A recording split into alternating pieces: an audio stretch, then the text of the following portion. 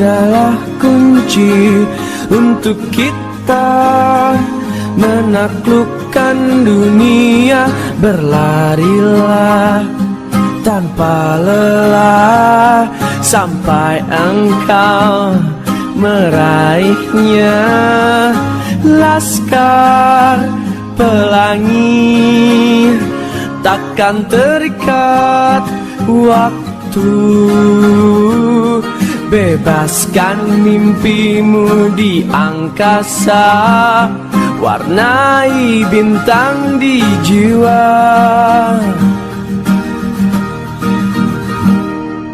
Menarilah dan terus tertawa, walau dunia tak seindah surga.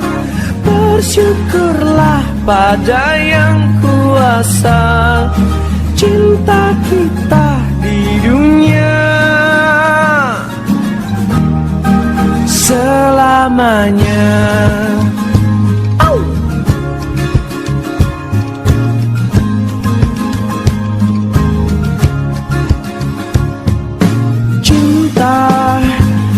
Pada hidup memberikan senyuman abadi. Walau hidup kadang tak adil, tapi cinta lengkapi kita.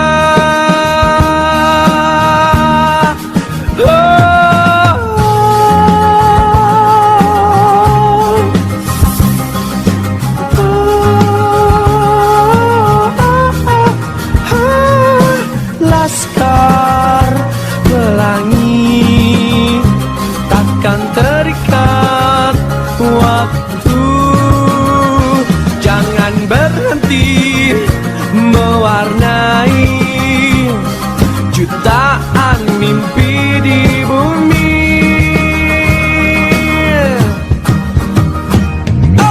Menarilah dan terus tertawa, walau dunia tak seindah surga.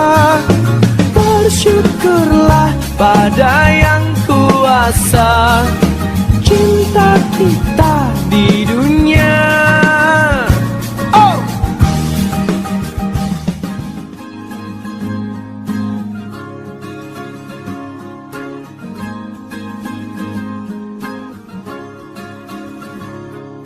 Mimpi adalah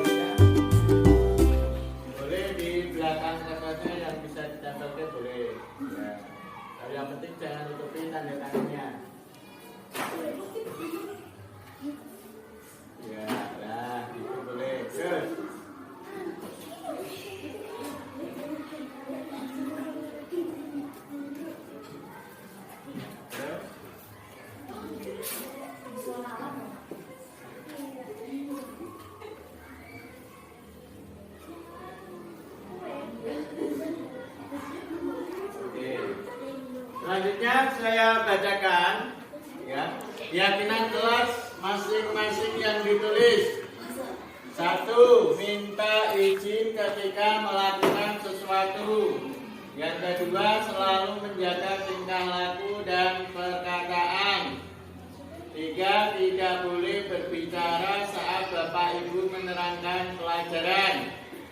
Menghormati ketika mengajar. Saling menyayangi, menghormati dan saling berbeda pendapat. Saling menghargai, menghormati menghormati pendapat orang lain, menghormati teman sekelas. Oke. Nanti kita akan kelompokkan itu keyakinan kelas atau kesepakatan kelas. Ya. Selanjutnya, saling menolong, bebas tanggung jawab, saling menghormati. Saling menghargai dan menghormati, saling menyayangi, bebas pendapat. Saling menghargai, menyayangi, bebas tanggung jawab. Saling menghargai, bebas memilih pendapat, menghargai teman sekelas. Menghargai dan saling menghormati. Saling menghormati, menyayangi, bebas berpendapat. Menghormati guru yang sedang mengajar. Menghargai teman yang lagi berbicara, bersikap sopan pada guru maupun pada teman. Oke. Mas Brian memberikan pendapat, saling menghargai dan menghormati sesama teman. Oke, masih kurang 3. Kata bertanggung jawab, membersihkan kelas. Yang ini nggak ada namanya. Saling menghormati, tanggung jawab, saling menyayangi. Oke. Wisna, menghormati guru yang mengajar, menghargai yang baik, menghargai guru yang mengajar. Nah, sekarang kita sepakati dulu. Break.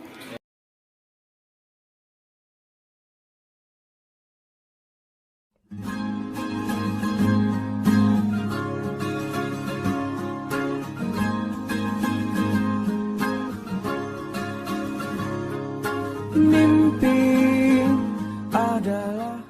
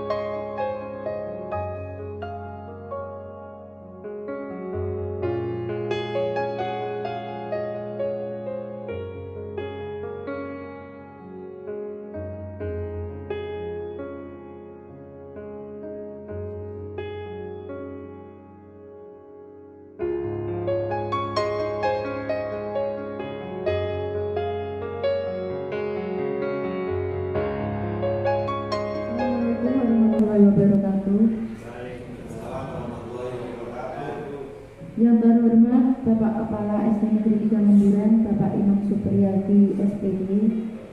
Yang terhormat Bapak Uril Absor selaku pemateri diseminasi modul 1.4 budaya positif. Yang kami hormati segenap Bapak Ibu guru peserta diseminasi modul 1.4 budaya positif. Puji syukur kehadiran Allah Subhanahu wa Ta'ala karena pada pagi hari yang cerah ini kita bisa berkumpul di ruangan ini untuk mengikuti diseminasi modul 1.4 budaya positif. Mengawali acara pada pagi hari ini, marilah kita berdoa menurut agama dan kepercayaan kita masing-masing. Berdoa mulai.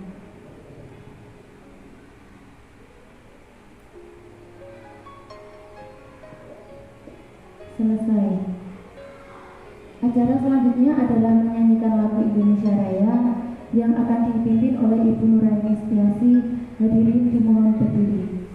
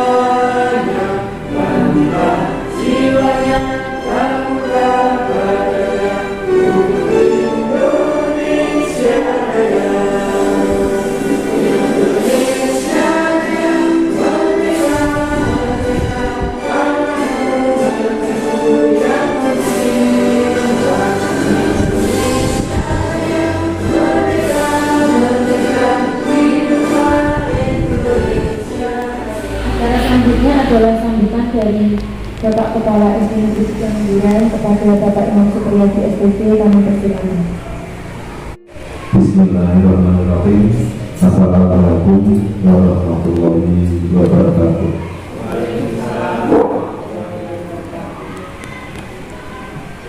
Yang saya hormati Bapak Ulul Absor sebagai pemateri dan acara diseminasi siang hari ini, Bapak Ibu peserta diseminasi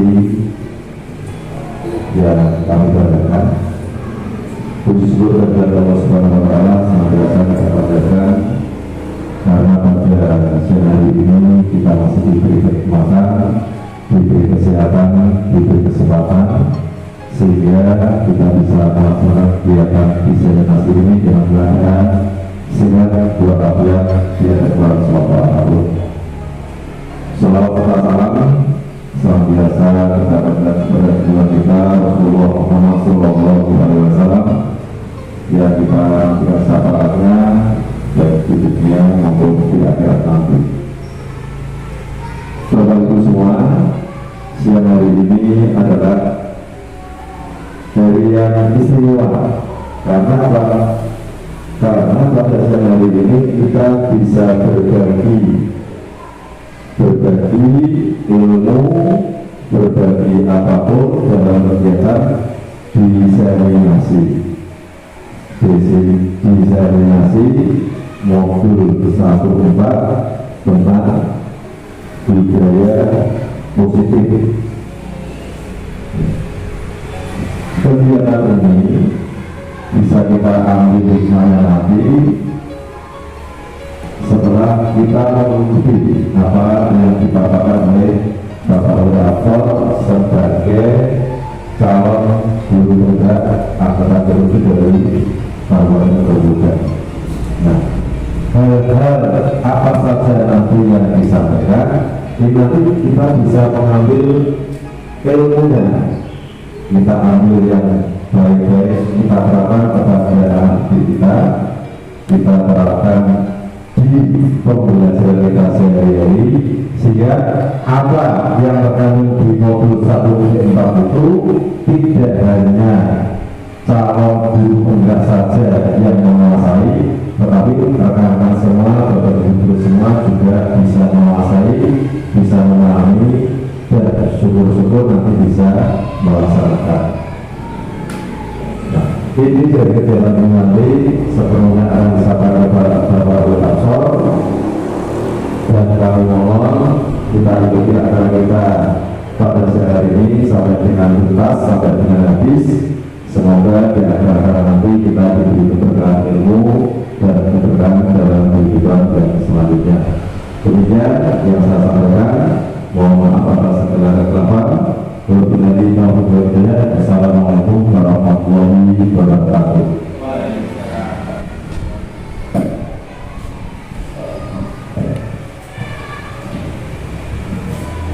Terima kasih kepada Bapak Imam Supriyadi yang telah memberikan sambutan. Untuk acara selanjutnya adalah acara yang kita tunggu-tunggu, yaitu pemaparan materi diseminasi modul 1/4 budaya positif oleh Bapak Ulul Absor SPDI. Kepada Bapak Ulul Absor SPDI kami persilakan.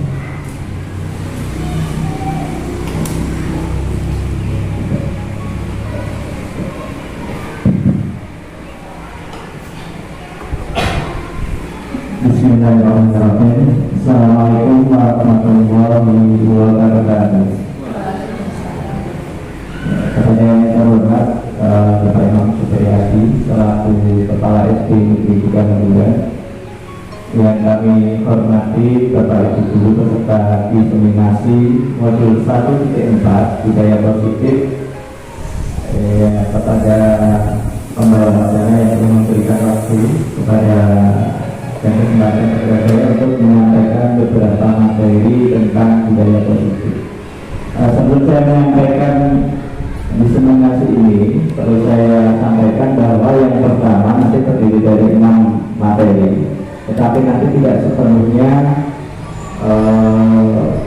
banyak, artinya tidak semua tersampaikan, tapi saya sampaikan intinya dengan harapan bisa diterapkan secara aktual di proses pembelajaran yang ada di kelas kita. Jadi baik guru kelas maupun guru masuk, insya Allah bisa diterapkan gaya positif ini. Karena gaya positif ini memang benar-benar secara pribadi sudah saya terapkan beberapa kali ya, efeknya cukup bagus. Artinya tidak menimbulkan kesan anak menjadi lebih negatif terhadap kita di dalam pembelajaran. Maka nanti mohon kepada semua untuk bisa diperhatikan titik-titik yang penting sehingga bisa diaplikasikan atau diaplikasikan dalam pembelajaran kita sehari-hari. Mari kita mulai saja. Salam dan bahagia. Assalamualaikum warahmatullahi wabarakatuh. Salam damai sejahtera, Om Swastiastu, Namo Buddhaya, salam kebajikan, rahayu untuk kita semua di ruang diseminasi. Diseminasi modul 1.4 budaya positif. Ya, tidak perlu saya sampaikan sebenarnya pengertian enam, jadi langsung saja ke materi. Rangkap acara pada pagi hari ini ada yang pertama pembukaan, yang kedua pemahaman inti, eksplorasi konsep dan refleksi. Jadi pembukaan ini nanti adalah sedikit membuka pikiran kita untuk mengawali materi diseminasi kita. Jadi bukan pembukaan seperti ya, tapi langsung ke materi. Nah, ya, saya mohon pertanyaan ini dikesapi. Menurut Bapak Ibu semua, hukuman itu dapat mendisiplinkan anak. Setuju atau tidak setuju? Ya, disimpan dalam hatinya. Ya, jadi hukuman itu bagi Bapak Ibu guru semua memiliki pandangan itu setuju apa enggak kalau hukuman itu dapat mendisiplinkan. Yang kedua, pemberian hukuman hal positif, misalnya dengan diberi tugas untuk membersihkan kamar mandi, untuk membersihkan kelas. Nah, seperti itu apakah atau menghafalkan sesuatu itu apakah menurut Bapak Ibu semua itu dapat meningkatkan disiplin anak atau tidak? Nah, nanti kita cermati.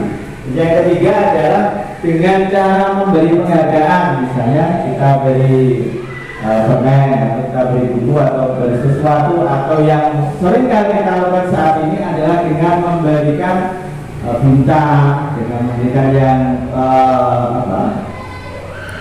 yang pin ya, pin nilai, kan yang mengumpulkan paling banyak itu pasti penghargaannya bagus kan begitu. Kalau sedikit berarti jelek. Nah, seperti itu apakah Bapak Ibu semua setuju? Jawaban itu disimpan dalam hati itu. Nanti kita cari jawabannya. Menurut Anda, saya pertama kali juga ketika ditanya pertanyaan ini juga dapat meningkatkan disiplin. Nah, ternyata dari materi ini nanti bisa kita temukan. Selanjutnya nanti yang kita bahas ada disiplin positif, nilai-nilai kebajikan universal seperti apa, teori motivasi, hukuman, penghargaan dan restitusi. Materi selanjutnya adalah keyakinan kelas, kebutuhan dasar manusia dan budaya berkualitas. Yang kelima adalah restitusi. Nanti kita dengan peraturan restitusi ini bisa menentukan tadi bahwa hukuman, penghargaan dan sebagainya itu menurut Bapak Adil pemahaman kita itu keliru atau tidak. Jadi jelaskan. Yang terakhir adalah restitusi atau segitiga restitusi. Segitiga restitusi ini adalah merupakan langkah bagi kita bagaimana melaksanakan restitusi tersebut. Ya, dengan kasus yang terjadi pada anak nanti akan kita bisa menentukan bagaimana posisi kita. Setelah tahu posisi kita, maka kita bisa melakukan restitusi tersebut. Restitusi itu adalah satu cara yang paling efektif saat ini untuk meningkatkan kedisiplinan anak. Intinya di situ. Nah, kita mulai dari yang pertama, disiplin positif dan nilai-nilai kebajikan universal. Sekarang kita praktek. Tentunya Bapak Ibu semua itu adalah memiliki sesuatu yang berharga dalam hidupnya. Ya. Tentu tentunya memiliki sesuatu yang berharga. Minta tolong saya ada publikasi Mbak kertasnya. Jadi coba kita merenungi apa yang kita punya saat ini yang begitu berharga bagi Bapak Ibu semua. Tolong ditulis di kertasnya. Sesuatu yang berharga itu tolong disimpan, dijaga rapat-rapat, ya. Jangan sampai lepas dari yang Anda punya. Jadi dengan diminta, Bapak Ibu semua diminta untuk saat ini yang paling berharga buat Anda apa? Nah, ditulis. Nanti setelah ditulis, nanti digenggam yang kuat, erat-erat, ya, erat-erat setelah mengajar, dijaga baik-baik, jangan sampai benda itu menjadi milik orang lain. Karena Anda meyakini bahwa benda itu sangat berharga bagi Anda. Jadi teman-teman dong kita kasih ke orang lain. Nah, prakteknya nanti adalah ketika Bapak Ibu semua sudah menuliskan sesuatu yang berharga itu, disimpan, digenggam. Nah, nanti kita praktek bagaimana menerapkan kebajikan universal ini dan sistem positif ini. Silakan ditulis sesuatu yang berharga milik Anda yang tidak dipunyai orang lain dan itu menjadi milik Anda yang sangat berharga. Silakan ditulis. Bebas, mau suami boleh, mau kursi boleh, mau cincinnya boleh, pokoknya segala sesuatu yang menurut Anda itu sangat berharga. Sangat berharga, orang lain tidak punya dan Anda tidak ingin melepaskan, tidak ingin tidak ingin dimiliki oleh orang lain gitu. Nah, sudah Bapak Ibu, kalau sudah silakan digenggam yang erat, ya. Oh belum, silakan digenggam yang erat, ya. Kalau sudah silakan mencari pasangan kedua, ya. Misalnya Pak Ari sama Mbak Yanti, sama Bu Yanti, sama Bu Yanti. Nanti Mas Ari merayu Mbak Yanti supaya apa yang menjadi miliknya tadi itu direbut dengan berbagai cara, gitu. Ya, coba dipraktekkan, boleh di depan, boleh di situ, di depan aja lebih bagus. Mbak Yanti dirayu Mas supaya supaya melepaskan apa yang dimilikinya, berbagai cara jenengan, cara Mas Ari dirayu. Silakan. Mbak, apakah yang di tangan panjenengan boleh saya pinjam? Tidak boleh. Ini nanti untuk kebaikan kita berdua. Tetap nggak boleh. Ayo gimana caranya, Mbak? Rayunya kurang. Apakah benda ini boleh saya pakai? Nggak boleh, Mas. Apakah benda ini boleh saya pinjam? Tapi nanti hasilnya kita bersama. Ini sangat berharga soalnya dalam hidup saya itu sangat berharga. Apakah benda ini boleh saya pakai? Tapi nanti kita menuju ke tempat yang spesial. Tepuk tangan, ya, tepuk tangan. Ternyata dari pelajaran tadi, dari praktek tadi, itu sebenarnya adalah pola pikir lama kita, di mana ilusi guru tadi dari prakteknya Pak Ari dengan Bu Yanti itu menandakan bahwa menilai bahwa Bu Yanti ini bisa dikontrol sama Pak Ari, begitu. Jadi itu ilusi kita waktu dulu itu seperti itu. Sampai sekarang ini saya juga masih mengalami. Jadi orang lain merasa bisa kita kontrol, itu yang pertama. Yang kedua, ketika kita kritik dengan kritikan yang semacam membangun motivasi, ternyata itu pun tidak bisa merubah budaya-budaya negatif menjadi budaya positif atau nilai-nilai kebajikan tadi. Yang ketiga, semua penguatan positif, efektif dan bermanfaat. Jadi ilusinya apa yang kita katakan positif itu bagi orang lain juga positif, tetapi itu belum tentu bisa dan benar untuk diterapkan. Jadi intinya bagi saya itu baik, belum tentu bagi dengan baik. Terus yang terakhir adalah ilusi bahwa orang dewasa memiliki hak untuk memaksa. Nah, contohnya misalnya Pak Imam dari kepala sekolah berhak memaksa misalnya, atau diterapkan di dalam pembelajaran kita bahwa seorang guru, karena kita merasa seorang guru maka kita berhak memaksa mereka. Ayo, maka ayo bersihkan, ayo dan seterusnya. Ternyata itu tidak baik untuk anak didik kita. Nah, maka dari pelajaran ini ya timbullah suatu teori yang mana yang tadi kita praktekkan itu ada termasuk teori stimulus respon. Berbeda dengan teori kontrol atau pilihan yang akan disampaikan menurut dari Diana Dyson. Di sini stimulus respon itu contohnya kita mencoba mengubah orang agar berpandangan sama dengan kita. Kan biasanya kita, aku baik, aku sama dengan aku enak. Belum tentu keadaan itu bisa sama dengan kita praktekkan di orang lain. Tetapi di teori kontrol kita berusaha memahami pandangan orang lain tentang segala sesuatu. Ya, kita pandangannya berbeda. Jadi orang itu memiliki pandangan berbeda. Ini benar-benar terjadi antara pemikiran saya dengan adik saya yang paling kecil. Itu ternyata pandangannya tentang kerja itu berbeda. Kalau saya kan ibaratnya senang ngatur, gitu. Kalau bapaknya seperti kita atau seperti kita senang mengatur, tapi juga senang diatur.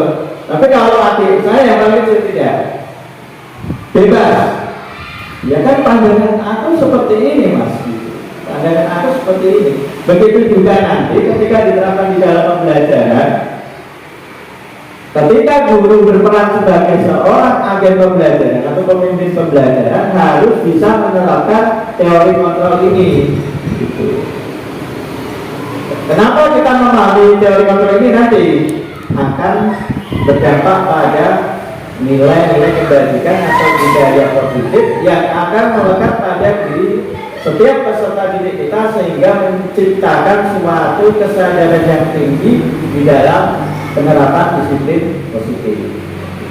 Kalau kita mengetahui ini teori kontrol ini, maka akan bisa lebih terarah kita di dalam ini. Jadi memiliki pandangan yang luas bahwa semua perilaku yang dilaksanakan oleh siswa itu adalah memiliki tujuan. Maka penerapannya apa? Penerapannya adalah ketika perilaku anak kita seperti ini berarti memiliki tujuan. Kita hanya saja tujuannya apa? Misalnya ketika pembelajaran mereka rame sendiri, ada yang bermain sendiri. Kita tanya apa tujuan kamu rame?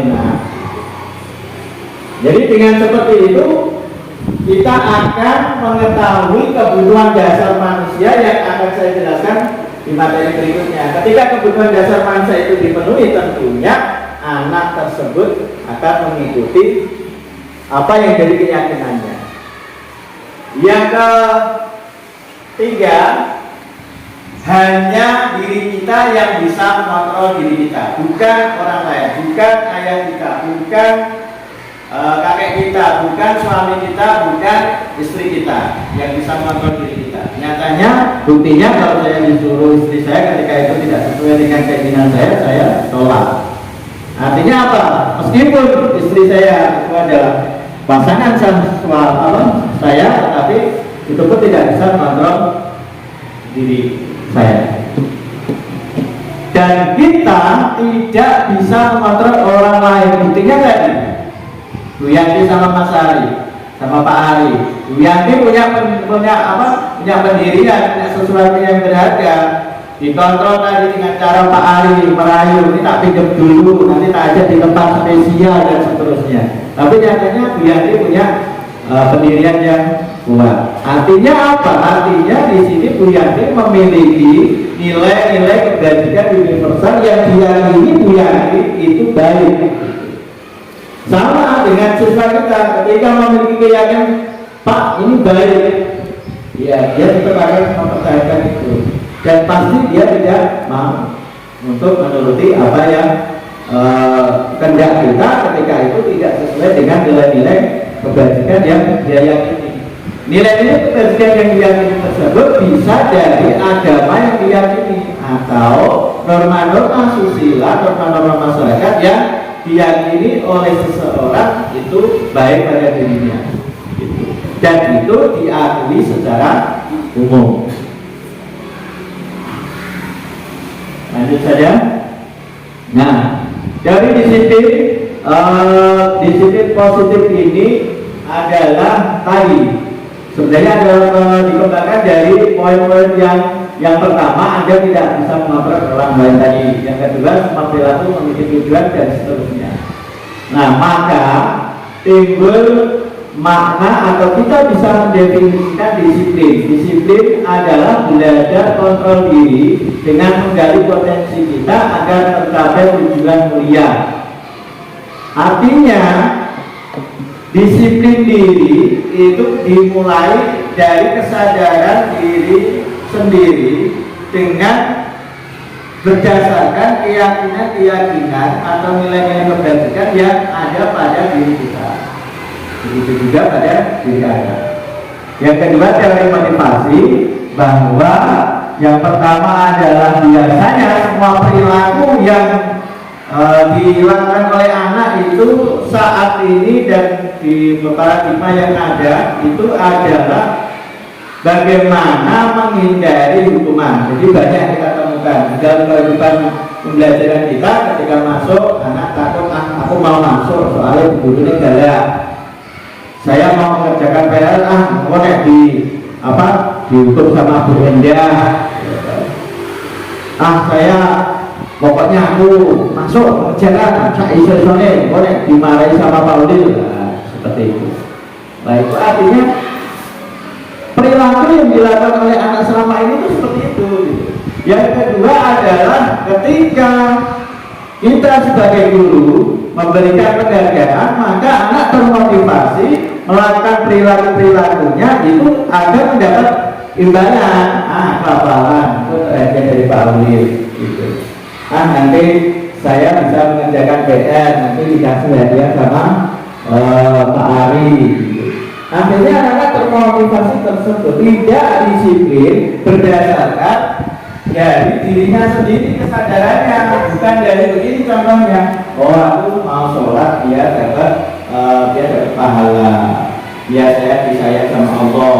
Beda dengan aku mau sholat nanti aku diberikan bakso sama ibu saya. Beda. Nah, itulah teori dari William Gibson.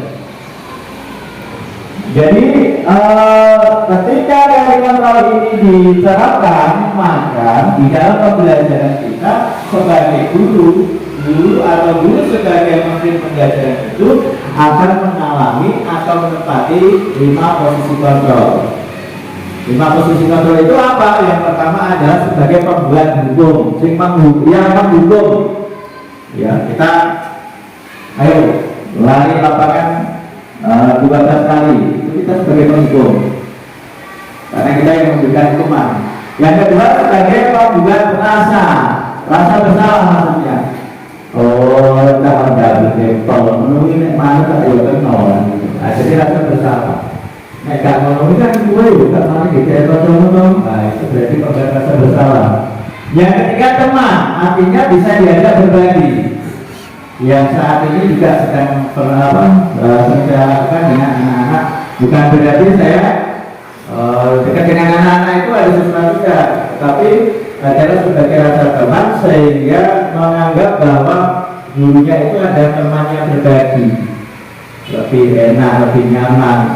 Harapannya apa Bapak Ibu? Harapannya adalah ketika anak sudah merasa sebagai teman dengan kita, sesuatu yang kita masukkan ke dalam diri anak itu sedikit banyak diterima dan dilaksanakan.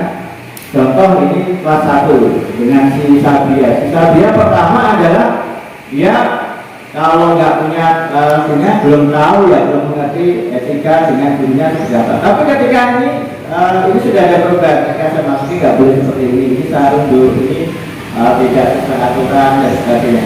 Maka ketika ada temannya yang lain itu mendekati saya, pasti bilangnya itu saru nggak boleh. Artinya di situ ada perubahan. Yang keempat adalah sebagai pemantau. Kita lihat pemantau biasanya tanya, kenapa kamu lakukan seperti itu? Nah, itu mantau, hanya klarifikasi aja. Nah, kalau kamu seperti itu, sebabnya apa? Klarifikasi aja. Beda dengan yang 5 manajer. Manajer itu adalah mengidentifikasi permasalahan yang ada, diklarifikasi, divalidasi, terus diberikan solusi. Itu namanya posisi manajer dalam pembelajaran. Nah, 5 posisi kontrol ini didukung dengan segitiga restitusi yang akan kita jelaskan selanjutnya.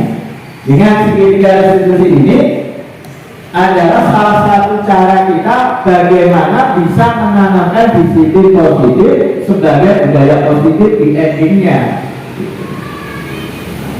Yang terakhir, tadi saya sudah mengatakan bahwa teori konservator teori bilansi dari Dr. William Glaser ini lebih mengedepankan terpenuhinya 5 kebutuhan dasar manusia, termasuk kita, termasuk siswa, semua manusia. Jadi kebutuhan bertahan hidup dengan bekerja, dengan kita bekerja sebagai guru itu bertahan hidup. Yang kedua adalah dengan penguasaan, artinya menguasai segala ilmu pengetahuan, menguasai kita di S3 berarti menguasai wilayah S3. Butuh wilayah. Yang ketiga butuh kasih sayang dan rasa diterima. Nah ini yang seringkali. Maka anak ini kita sama, butuh kasih sayang dan diterima, bukan malah dicemooh, dijauhi, apalagi diintimidasi, diintervensi dan seterusnya, sehingga menimbulkan rasa psikologisnya yang menurun. Gitu. Terus, jadi kebutuhan itu juga harus diterima. Contohnya saya butuh kasih sayang sama istri saya, jadi saya harus nikah. Saya butuh diterima oleh orang tua saya, maka saya patuh kepada orang tua dengan kesadaran yang tinggi. Yang kebutuhan yang selanjutnya adalah kesenangan. Nah, kita tetap mau nggak mau butuh senang, ya toh, dengarkan musik atau perlakuan dari orang lain yang menyenangkan kita, itu kita butuh. Nggak mungkin kita nggak butuh. Yang terakhir adalah kebebasan. Kita bebas mau tidur terlentang, ibaratnya mau kalau diterapkan di dalam pembelajaran kita ya mau siswa kita membuat kreasi, Bu, saya pengen bikin roda tapi modelnya gini ya, boleh, bebas. Itu nanti apabila diterapkan di dalam pembelajaran kita seperti itu. Jadi bukan ya harus ini, harus sesuai. Maka dengan adanya seperti itu, seperti yang kegiatan komunitas praktisi sebelumnya, dengan seperti itu maka kita akan bisa menciptakan suatu pembelajaran dan diferensiasi itu sesuai dengan kebutuhan anak. Jadi kalau anak-anak diferensiasi itu misalnya anak itu sama-sama ditugasi untuk menggambar tanaman gitu, tapi saya lebih suka tanaman ini, Bu, boleh. Jangan dipaksa, enggak harus tanaman ini, itu tidak boleh. Itu kalau diferensiasi. Artinya di situ terdapat kebebasan, ya, kebebasan di dalam kita. Nah, sekarang secara secara definisi atau secara definisi itu disiplin itu adalah ya intinya melakukan sesuatu perubahan dalam dirinya sendiri didasari dengan keyakinan atau kebajikan yang diyakini oleh diri kita. Itu disiplin, sehingga kita melaksanakan misal contoh kecil sederhana itu saja, saya butuh sehat maka saya tidur cukup. badan saya biar segar, maka saya makan makanan yang bergizi. Kalau tidak sadar dengan itu, maka makan seperti orang gila, ya toh, makan sembarang, ya gitu. Tapi kita ada tidak seperti itu. Nah, itulah singkat dari makna intinya begitu. Kalau nilai-nilai kebajikan universal itu adalah tadi yang sudah saya sampaikan, nilai-nilai yang diyakini kebenarannya yang diterima oleh publik atau umum yang melekat pada diri kita sesuai dengan kontekstual lingkungan budaya kita atau culture kita. Itu jadi latar belakang baik dari agama. Makanya nilai-nilai kebajikan universal ini berbeda ya agama, tapi pada intinya adalah sama sebagai nilai-nilai kebajikan universal. Nah, yang ditentukan oleh pemerintah melalui pendidikan guru penggerak ini dan melalui penciptaan dari guru penggerak ini salah satunya adalah demi terwujudnya profil belajar Pancasila. Endingnya di situ, tujuan utamanya fokusnya adalah di situ. Jadi beriman, bertakwa dan sebagainya, mandiri, bersalah kritis, berkepentingan tunggal, berkepentingan kreatif. Ya intinya di situ. Semua yang akan kita lakukan nanti berdampaknya demi terwujudnya program pemerintah, yaitu terwujudnya profil belajar Pancasila. Gitu. Tidak seperti yang dulu KBK, K13 itu kompetensi dan seterusnya. Tapi berbeda dengan kurikulum merdeka ini. Nah, sekarang di sini sudah jelas. Jadi intinya di sini konsultif kita simpulkan bahwa nilai-nilai keyakinan yang dilakukan dan kita bagikan yang berasal dari nilai-nilai dari kebajikan universal yang ada di lingkungannya, baik dari agama, dari sukunya dan seterusnya. Ada pertanyaan untuk disiplin positif? Saya kira cukup jelas ya. Kita lanjut saja. Yang kedua adalah pembelajaran tentang motivasi hukuman, penegakan dan restitusi. Ya ini yang perlu nanti kita tahu ya. Nah di sini kita berawal dari sini. Yang dikatakan merdeka menurut pihak Dewantara itu tidak hanya terlepas dari perintah, artinya seorang murid atau seorang siswa itu asik pulang pagi, artinya seperti ini tadi, contoh kecil seperti ini tadi.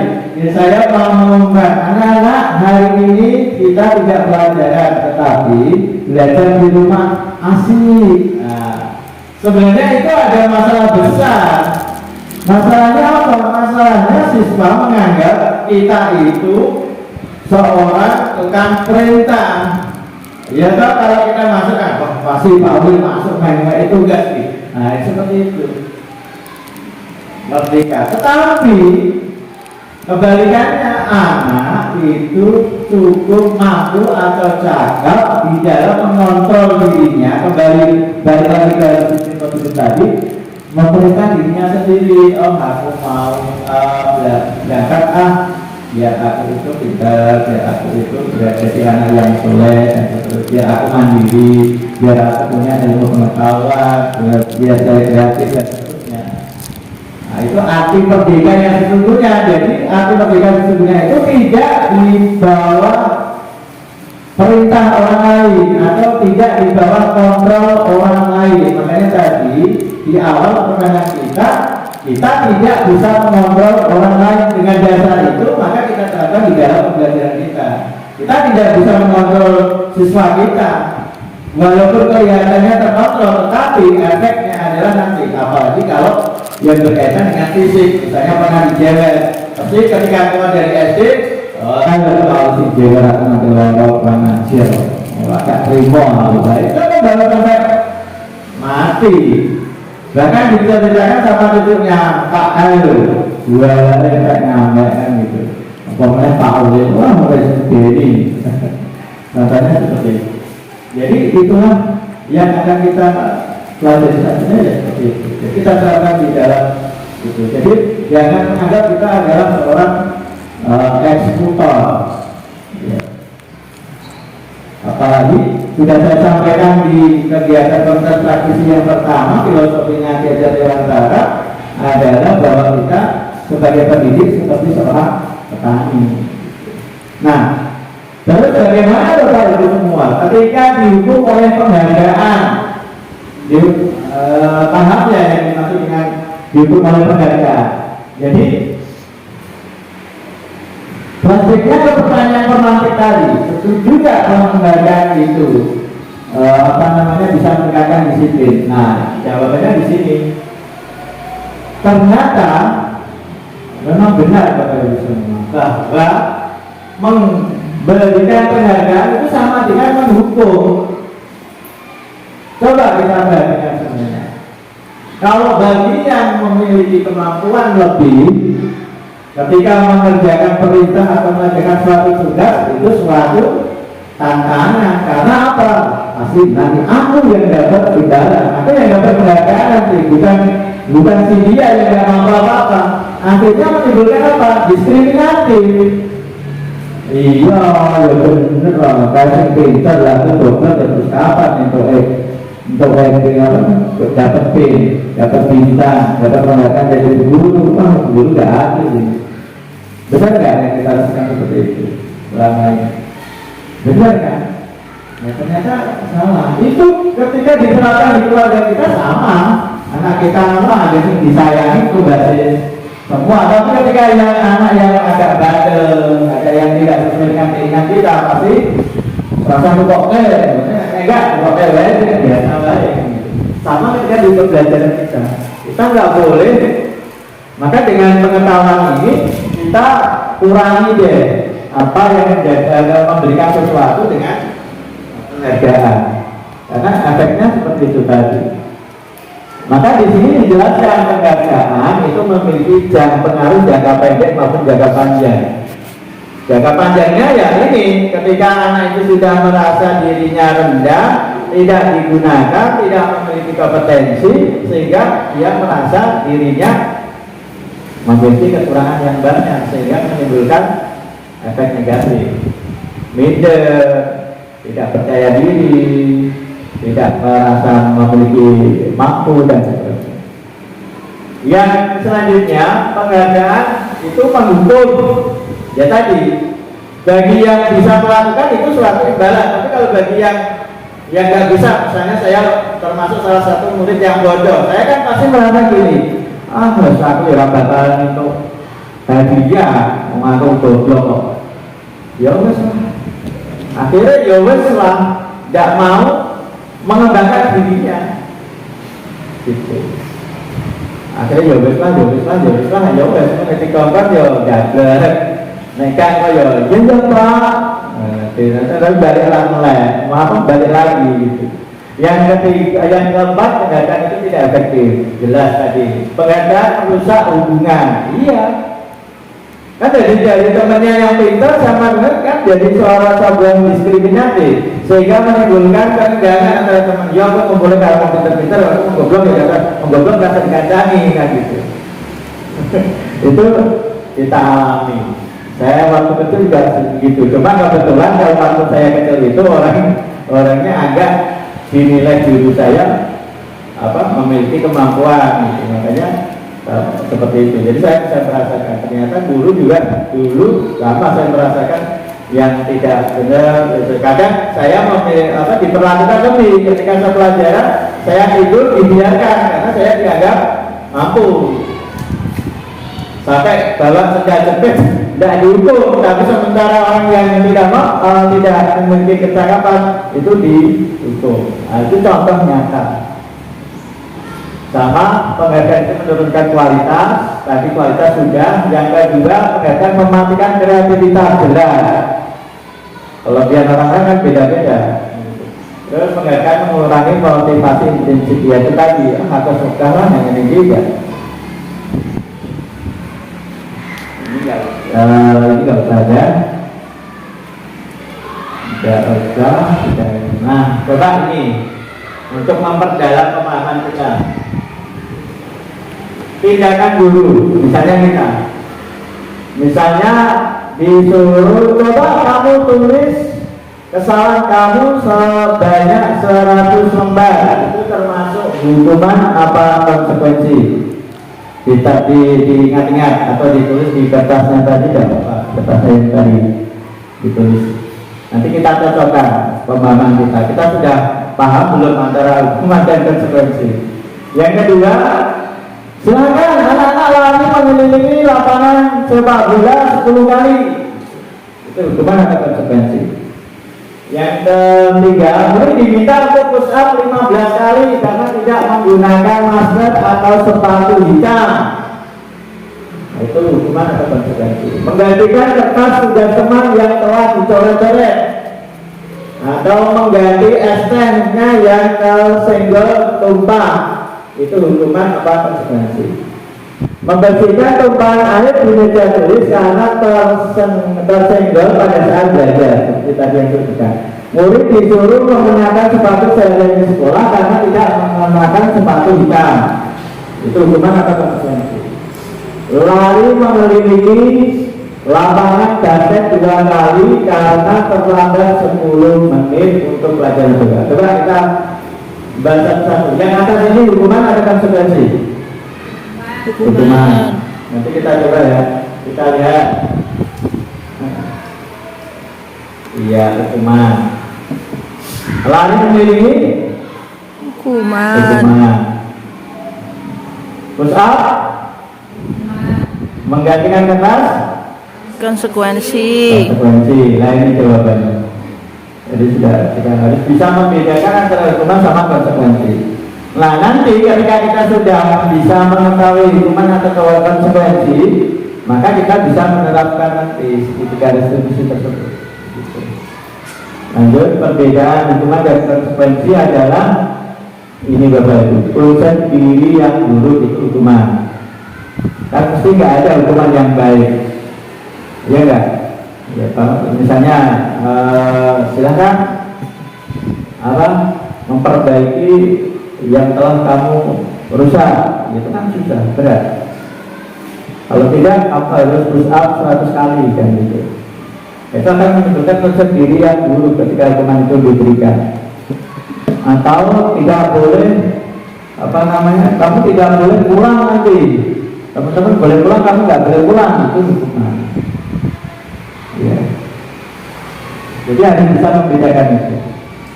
Nah, ketika sudah bisa membedakan itu, maka di sosialisasi budaya positif ini kita diajari restitusi.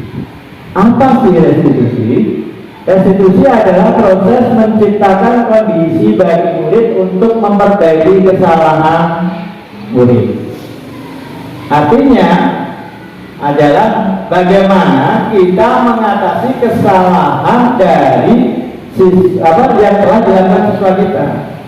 Dan itu pentingnya kita menempatkan tadi disiplin positif yang berasal dari nilai kebajikan universal. Yang kedua adalah dengan pemahaman teori kontrol yang benar. Yang ketiga adalah pemahaman dari hukuman dan konsekuensi yang tepat. Ketika ketiganya dihubungkan, maka kita bisa menciptakan suatu restitusi. Ya. Intinya restitusi adalah memperbaiki kesalahan yang siswa, tetapi dengan cara yang tidak membuat anak tersebut menjadi berperilaku negatif atau berperilaku menurun.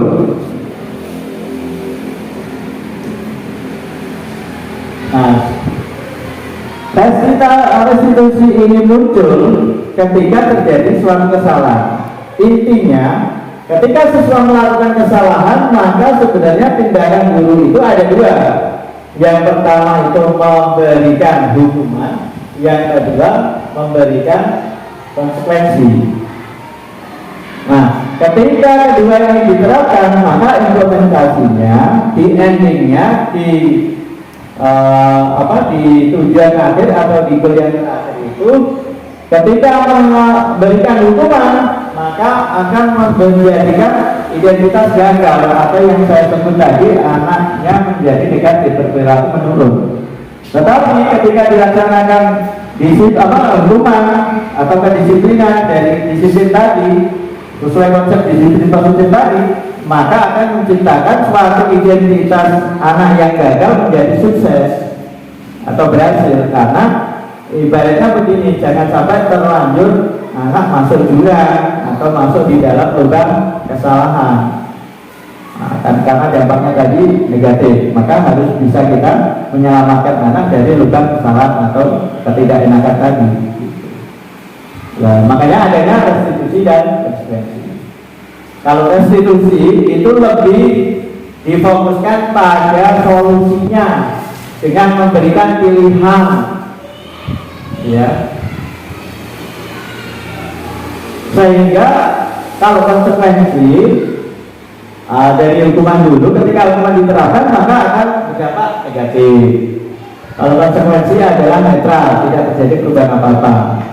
Yang restitusi itu berarah ke positif, menjadi yang lebih baik.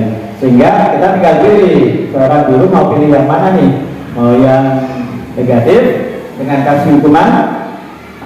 Pokoknya saya pengenlah jadi guru yang killer, yang ditakuti anak-anak. Ketika anak datang itu sudah kabur.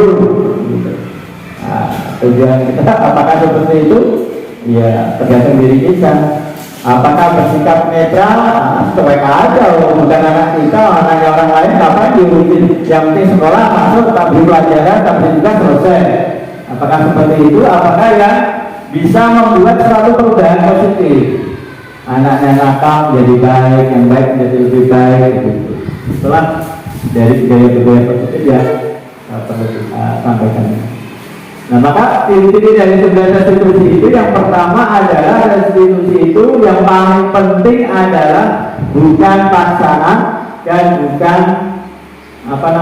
yang bersifat tindakan yang kekerasan, dan yang paling penting restitusi itu merupakan sebuah solusi. Gitu. Nah, saya sudah menginjak yang ketiga. Ada yang ditanyakan? Cukup ya, restitusi seperti itu. Sekarang keyakinan kelas. Nah, kalau Bapak Ibu perhatikan beberapa hari kemarin saya melakukan praktek kesepakatan kelas menjadi keyakinan kelas, gitu. Nah, keyakinan kelas itu apa sih coba? Sekarang saya coba kita jawab pertanyaan yang ada di slide. Mengapa kita memakai helm di dalam berkendara? Tujuannya apa? Apa biar tidak disemprit Pak polisi? Atau biar tidak dikenai tilang, atau yang lebih dalam lagi keselamatan. Nah, itu yang dinamakan keyakinan kelas. Jadi bukan sekedar aku bergari sama ketika murid saya datang ke sekolah itu aku bergari dengan dulu. Saya benar, tapi lebih datang ke sekolah untuk belajar. Gitu. Pakai masker, apa sih tujuan kita pakai masker? Misalnya saya biar mulut saya nggak kelihatan, biar hidung saya nggak kelihatan. Gitu, ada yang sekedar biar cantik saya tersembunyi, biar ganteng saya itu bikin penasaran cewek yang lihat, kayak gitu. Sama siswa itu juga sama seperti kita. Maka lebih keyakinan kelas itu lebih ke arah, ya tadi bolak-balik kembali ke arah keyakinan. Nilai kembalikan universal di awal tadi. Kalau kita sudah meyakini itu, aku kalau tidak pakai helm berarti aku tidak sayang pada diriku sendiri. Gitu. Aku kalau tidak pakai baju tebal ketika musim dingin berarti aku tidak sayang pada diriku sendiri. Gitu. Maka sama kayak di sekolah, ketika siswa itu sudah aku pokoknya mau belajar deh, aku pengen aku jadi anak yang pintar.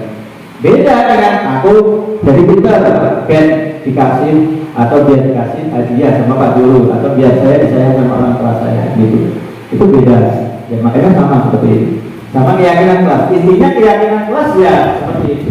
Nah, keyakinan kelas itu berada di atas peraturan. Jadi kalau yang berlaku saat ini itu adalah peraturan kelas. Ada tidak boleh, kata-katanya pasti tidak boleh, dilarang, tidak boleh, dilarang, tidak boleh. Nah, di kurikulum Merdeka ini, di IKN ini, itu tidak boleh menggunakan kata-kata larangan. Tidak boleh itu dilarang. Bahkan anjuran dari pemerintah, Peraturan kelas yang ada kata-kata dilarang dihukum itu diganti semuanya. Tidak boleh ada kata-kata dilarang. Kalau dilarang kan kesannya nggak enak ya. Dilarang makan itu kan wah kesannya kayak mau apa gitu. Dilarang berlari-lari, wah aku butuh lari-lari. Dilarang olahraga di dalam kelas, gitu. Padahal butuh olahraga. Nah, ketika keyakinan kelas itu terbentuk, maka akan membentuk lingkungan positif. Kalau lingkungan positif itu terbentuk, maka tercipta budaya positif. Tapi kita tidak pungkiri bahwa semua itu berasal dari peraturan kelas yang kita buat.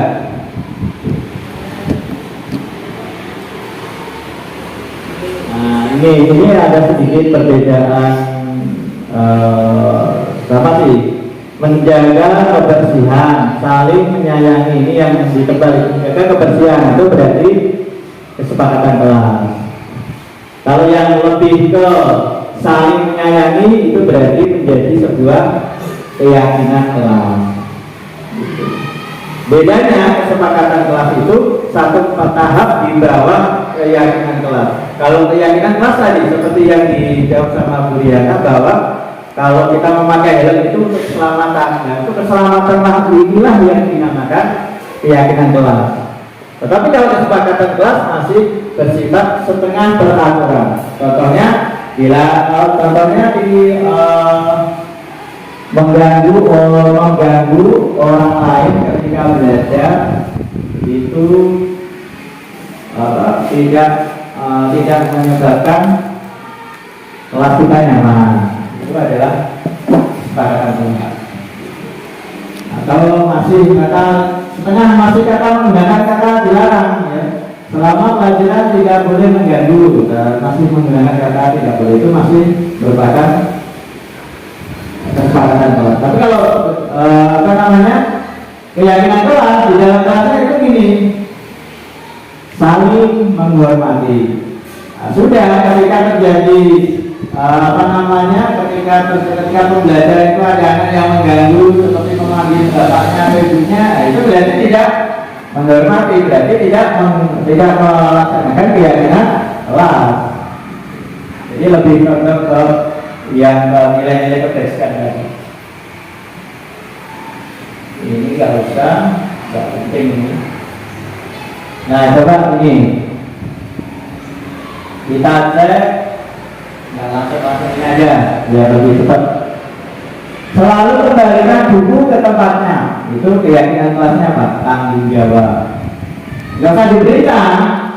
Jadi ketika anak menggunakan buku, setelah selesai langsung dikembalikan. Seperti budaya positif yang dilaksanakan di franchise terkenal seperti di BKI, KSC itu sudah kita dibudayakan ketika makan langsung dikumpulkan buang sampah, jadi tempat meja langsung bersih, tidak menunggu tugas kebersihannya. Nah itu sama dengan kayak kita ini. Jadi itu menanamkan sebuah keyakinan dalam diri kita. Kalau di dalam kelas jadi keyakinan kelas. Yang terakhir, jangan berlari di kelas atau koridor.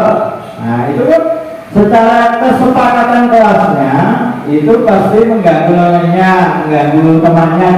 Tetapi di keyakinan kelas ini adalah sebuah keselamatan. Artinya keselamatan ini nggak boleh terganggu oleh orang lain atau bisa oleh keamanan dan seterusnya yang bisa Bapak Ibu lihat di selanjutnya.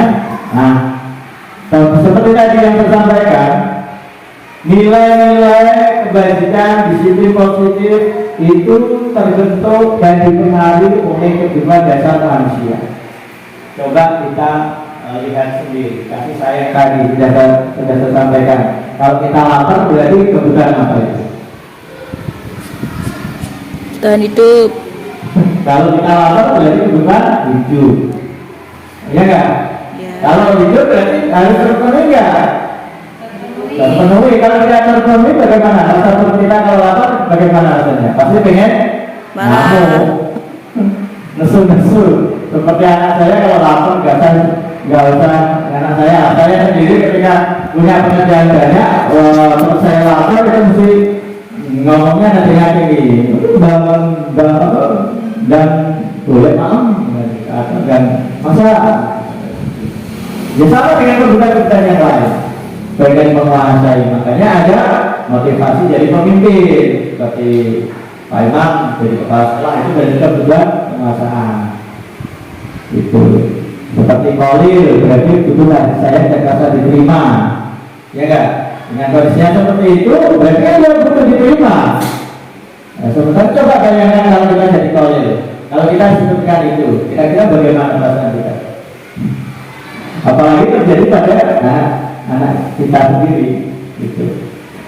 Kalau normal, pintar, semua orang mah bisa menerima. Tapi kalau kondisinya anak kita yang kekurangan, maka itu seperti apa coba bayangkan. Makanya jangan kita jadi dulu kalau bisa berusaha untuk tidak atau paling tidak mengontrol diri lah untuk mengendalikan diri kita. Kesenangan itu jelas, anak-anak butuh senang. Gak terkekang, mau beli ini gak boleh, mau beli itu gak boleh, mau beli atau main lato-lato gak boleh, gitu. Kalau sebagai saya main lato-lato boleh, asalkan sesuai dengan tempatnya. Kita tak pelajaran kasih tahu ini mengganggu atau tidak. Nah, itulah kebutuhan dasar dari manusia. Nah, maka dengan mengetahui nilai-nilai kebajikan dan seterusnya itu, kita akan bisa mengetahui sih sebenarnya di dalam posisi pembelajaran kita nanti atau yang sudah kita laksanakan itu termasuk di 5 posisi kontrol yang mana gitu. Sebagai pendukung itu biasanya mengganti menuju kowe lo, benar-benar kowe lo. Nah, itu kan biasanya itu bagi saya tidak ngeluh. Saya pernah jadi murid gitu dulu di Watak gitu, sampai sekarang saya masih ingat namanya Puryanto gitu. Namanya Pak Pur itu kalau gerak dikit itu gak banyak, dia tiba-tiba jelas-jelas wah laranya Pak, kalau saya benar sudah bodoh, padahal itu termasuk nggak ganggu lancar gitu. Nah kalau dari pengalaman rasa pembatasan bersalah ya itu kan seharusnya nggak ngono. Sama harusnya gini, bikin ibu kecewa kalau gitu. Nah itu pembatasan bersalah. Iya toh, gara-gara kamu toh teman-teman jadi jumbo. Nah itu rasa bersalah. Iya, monggo ya. Makanya rasa mengkuin. Itu rasa bersalah. Kalau teman, ayolah demi ibu, ya kan demi Pak Guru, bondo semono, sing apik kono lho, sing iki ben jenenge ben apik kan. Nah, seperti itu. Nah, ya kalau pemantau tadi menyesuaikan diri bila diawasi. Jadi ketika diawasi, ketika Pak Gurunya terus diawasi. Betul Pak itu Pak. Nah, itu namanya posisi pemantau. Yang terakhir adalah manajer tadi mengajukan pertanyaan-pertanyaan. Apa tuh deh kalau kayak ngomong, bagiannya loh cerita di Pak Guru. Nah itu beda manajer. Nah kita refleksikan kepada diri kita itu di posisi mana selama ini. Ketika kita di posisi pendukung ya harus meningkat menjadi pembatasan bersalah dulu. Ketika menjadi pembatasan bersalah teman, tetapi ketika sudah bisa menaikkan ke level yang lebih tinggi, yang paling bagus adalah sebagai manajer. Jadi orang main tekong itu apa kalau monopoli itu cuma bisnis itu, cuma dikandang kita bisa mengetahui kesalahannya tapi tidak memberikan solusi, gitu. Ya contohnya seperti kemarin kelas 6 itu tidak mengingatkan. Kenapa kamu kesepakatan kelasnya apa yang tidak kamu lakukan? Ya Pak saya salah. Terus ya Pak saya tidak akan mengulangi. Besok kalau saya mengulangi saya boleh dihukum. Anaknya sendiri yang itu berarti sebuah restitusi.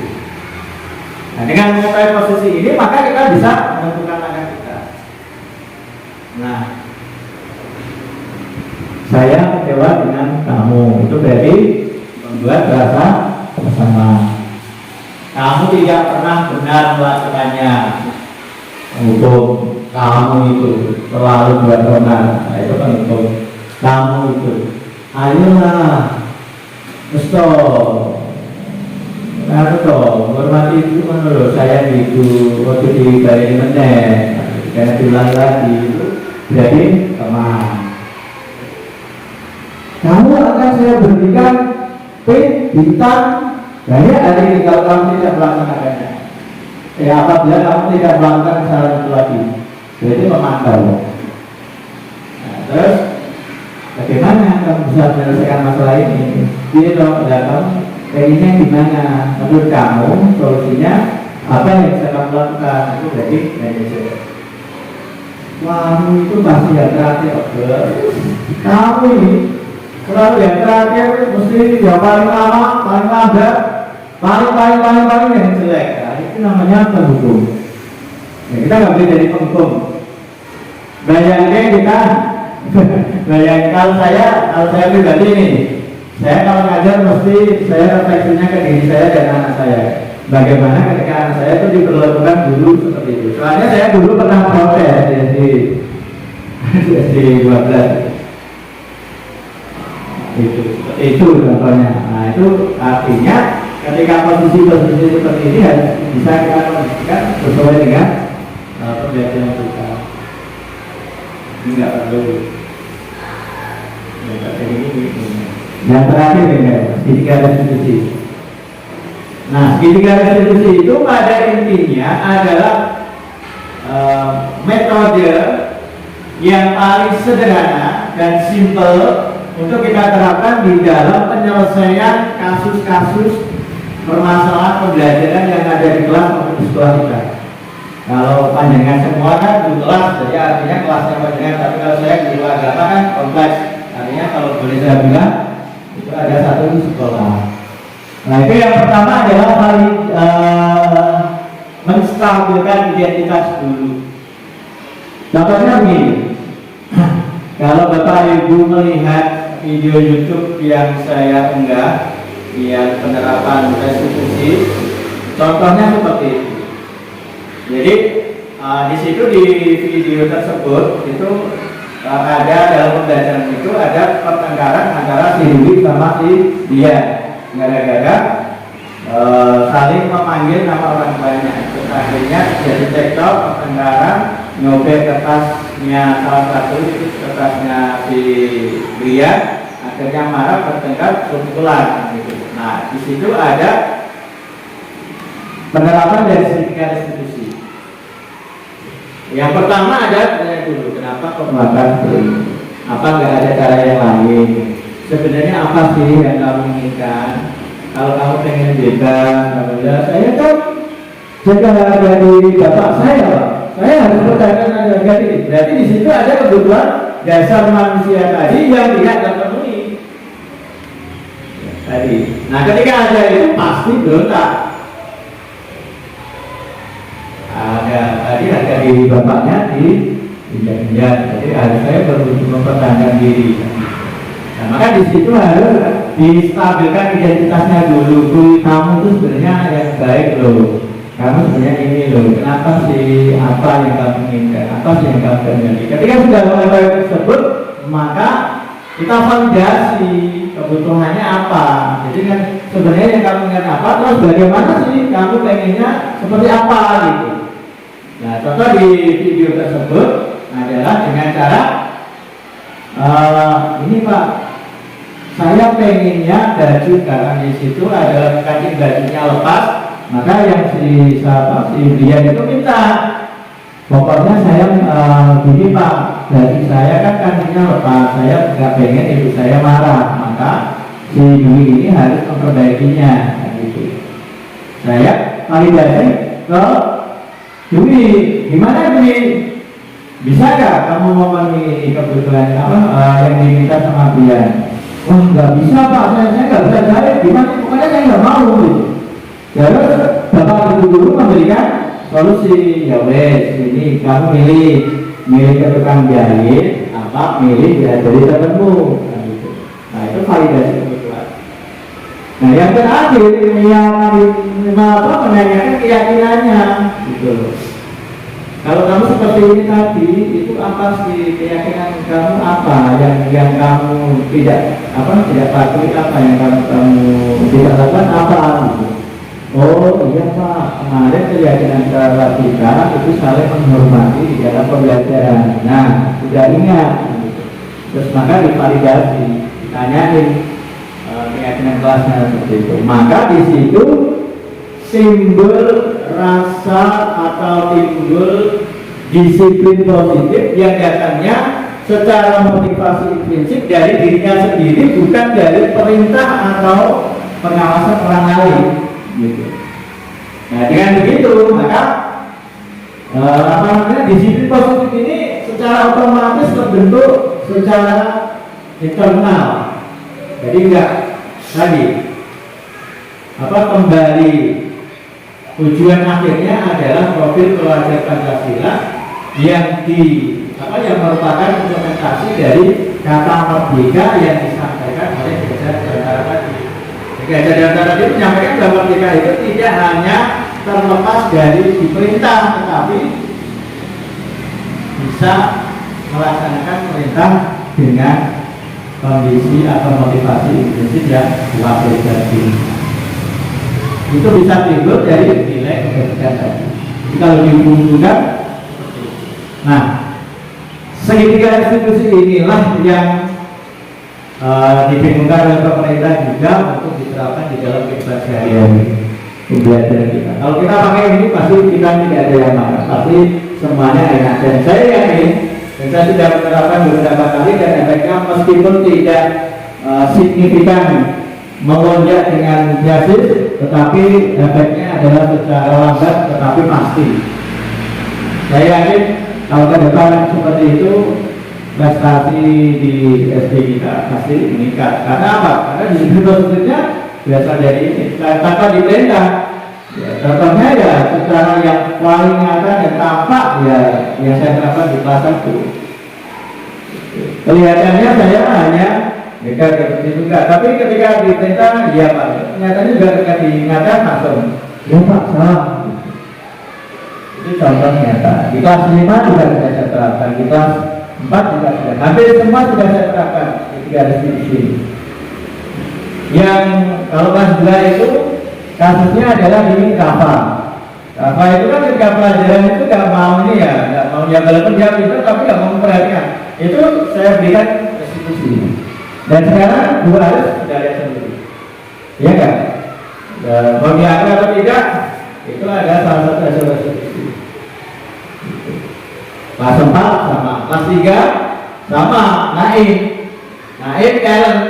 Tapi nggak tahu kalau sama gurunya. Tapi kalau sama saya pasti, ya Pak, ini memanggil keyakinan ini. Saya ini apa? Memperbaiki diri. Secara otomatis nggak bisa ada perintah. Naik yang segitunya bisa kontrol. Nah itu artinya sedikit sangat baik untuk diterapkan. Ini tadi sudah ya. Stabilkan identitas, saya jelaskan validasi kebutuhan juga sudah, saya tadi jelaskan secara praktik, menanyakan keyakinan juga sudah. Nah ini, kalau ini kan terlalu umum, universal. Kalau pertanyaan ya tadi, keyakinan kelas kita apa dulu kemarin? Ya Pak, sekali menghormati, ya udah, berarti gimana? Iya Pak, saya salah. Ini saya katakan di kelas 6. Yang berkali-kali itu adalah si Okta sama si Wildan. Wildan ini yang sudah berkurang banyak. Wildan kan kalau di Kanjani kan terlalu tapi ternyata ya kita kelasnya gimana Wildan kemarin? Iya Pak. Terus ya harus diam. Kalau nggak diam ketika masih gitu teman-temannya yang kontrol. Nah inilah gunanya keyakinan. Jadi ketika keyakinan itu dibentuk, yang satu tidak melaksanakan, maka temannya yang mengingatkan. Nah ini saling kontrol. Gunanya itu seperti itu. Jadi secara otomatis akan terbentuk dari biaya-biaya positif yang biasanya dari nilai-nilai kebajikan tadi. Nah ini intervensi untuk apa ya? Posisi kita. Apakah wajar membuat kesalahan? Bagi Bapak Ibu Guru, membuat kesalahan itu wajar nggak? Wajar. Wajar manusia. Yang kedua, kapan kamu yang biasanya jalan? Apa yang bisa saya bantu agar kamu bisa melakukannya? Nah ini yang jarang dilakukan oleh guru, termasuk saya sendiri, saya nggak mengatakan orang lain. Itu saya sendiri kan, apa sih yang sudah kadang kan kita hanya marah-marah aja nih, kamu salah gini kali ini, tapi kita nggak memberikan solusi. Nah ini kadang kita refleksi diri juga, oh iya ya benar ya, anak-anak itu kan butuh bantuan, butuh dibantu, oh yang diarahkan gitu, artinya gitu. Contohnya kita aja, ketika ada WA dari misalnya WA grup dari Pak Imam, ada tugas surat ini, Pak ini maksudnya gimana? Nah kalau nggak paham kan berarti perlu bertanya. Nah maka Pak Imam perlu memberikan apa yang bisa saya bantu. Jadi besok Pak Imam pasti gitu Pak, apa yang bisa saya bantu Pak gitu. Oh kerjaan semua Pak Imam gitu. Jadi kalau saya laporan tinggal itu masa gitu itu salah satu. Nah itulah posisi dari 5 posisi kontrol kita gitu. Jadi kalau kita tahu posisi kontrol kita, maka kita bisa melakukan, oh posisi hukuman ini nggak baik, itu bisa diganti. Dengan seperti itu, maka anak akan merasa nyaman dengan kita, merasa nyaman, merasa enak, terdekat dengan kita. Ya. Nah refleksinya seperti ini Bapak Ibu. Hal dan apa yang mengubah pandangan saya? Tadi setelah kita belajar bersama, paradigmanya apa gitu, kira-kira bisa jadi bahan untuk refleksi kita ya. Yang kedua, perasaan apa sih yang muncul selama saya mengikuti diseminasi ini, ketika saya mendengarkan penjelasan itu apa gitu. Setidaknya saya yakin setidaknya adalah bisa jadi refleksi dan tentunya bisa kita jadikan referensi untuk kita tetapkan di dalam pembelajaran kita. Ya mau tidak mau filosofi pendidikan ya dengan saya ya seperti itu. Kalau ingin kita, dan itu pun kembalinya kepada anak didik kita sendiri. Karena kita seorang guru, kita punya anak diajar guru. Coba bayangkan kalau anak kita, guru anak kita itu tidak seperti yang kita harapkan, pastinya kita punya protes. Sesuai. Maka jangan kaget kalau saya diprotes sama wali murid ya biasa aja. Saya akan jadi among lah ini, kembali ke filosofi pendidikan. Oke, ternyata selesai. Ada yang ditanyain yang terakhir sebelum saya tutup? Pas? Pas? Pasti. Tidak apa-apa. Terima kasih teman Bapak Ibu semua sudah mengikuti kegiatan diseminasi ini dengan baik, dengan benar. Semoga apa yang saya sampaikan ini walaupun tidak sempurna, tetapi bisa memberikan sedikit saja, sedikit ilmu atau deskripsi atau gambaran kepada diri kita semua, sehingga kita bisa mengimplementasikannya di dalam kehidupan pembelajaran di sekolah kita, di kelas kita, sehingga membawa perubahan yang lebih baik, membawa dampak yang positif bagi anak didik kita dan diri kita khususnya menjadi seorang guru yang yang berdedikasi tinggi, yang memiliki filosofi pendidikan Gajah Dewan Barat, terutama adalah seorang guru adalah seorang petani, di mana seorang petani diibaratkan adalah bagaimana cara merawatnya, bagaimana mempersiapkan lahannya. Artinya kalau guru kita mempersiapkan kelas kita bagaimana supaya bisa mendukung pembelajaran itu, bagaimana merawat dan menanam tanaman padi itu dengan kasih sayang, dengan lembut. Oh ini butuh pupuk, oh ini kalau daunnya kering berarti butuh pupuk daun, kalau ini akarnya ini biar cepat berbuah. Seperti anak didik kita, seperti yang kita lakukan kepada anak didik kita. Jadi kita anak ini butuh perhatian, anak ini butuh didukung, anak ini butuh kasih sayang, anak ini butuh dimotivasi, anak ini perlu dikomunikasikan, perlu dikondisikan, perlu di dan seterusnya. Gitu. Dengan harapan ya sebuah kepuasan bagi kita, bagi saya pribadi khususnya adalah ketika kita bisa melaksanakan sesuatu yang terbaik buat anak didik kita. Itu saja yang saya sampaikan. Sekali lagi terima kasih atas perhatiannya dan mohon maaf segala kekurangan yang telah saya sampaikan. Wallahu muwaffiq ila aqwamit thoriq. Wassalamualaikum warahmatullahi wabarakatuh. Waalaikumsalam warahmatullahi wabarakatuh. Tadi pemaparan diseminasi 21.4 budaya positif dari Pak Uli Absor yang sangat menginspirasi. Semoga kita semua dapat menerapkannya dalam pembelajaran yang kita laksanakan sehari-hari. Dan alhamdulillah acara kita telah berakhir. Mari kita bersama-sama ucapkan hamdalah bersama. Terima kasih pada Bapak Ibu Guru dan Pak Imam yang telah meluangkan waktu untuk menghadiri acara diseminasi modul 1.4 budaya positif. Terima kasih karena telah meluangkan waktu dan kesempatan pada siang hari ini. Saya sebagai pembawa acara mohon diri, mohon maaf apabila ada kesalahan dari saya, baik yang saya sengaja maupun yang tidak disengaja. Assalamualaikum warahmatullahi wabarakatuh. Sugeng kundur semuanya.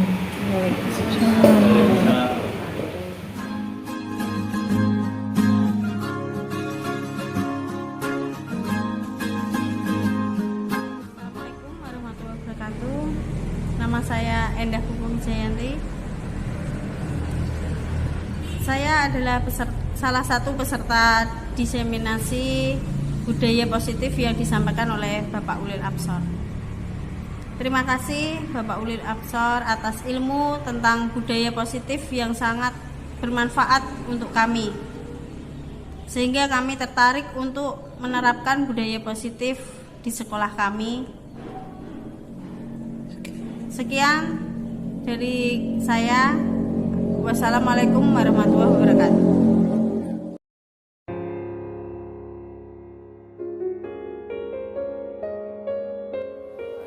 Warahmatullahi wabarakatuh. Halo, nama saya Febri Ines Makarini.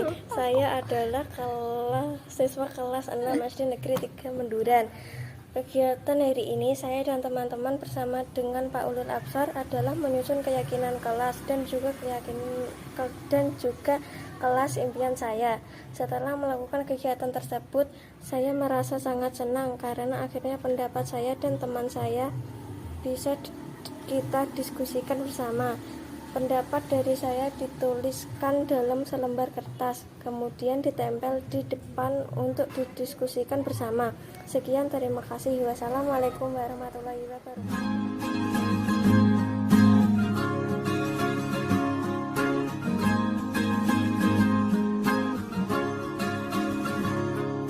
Mimpi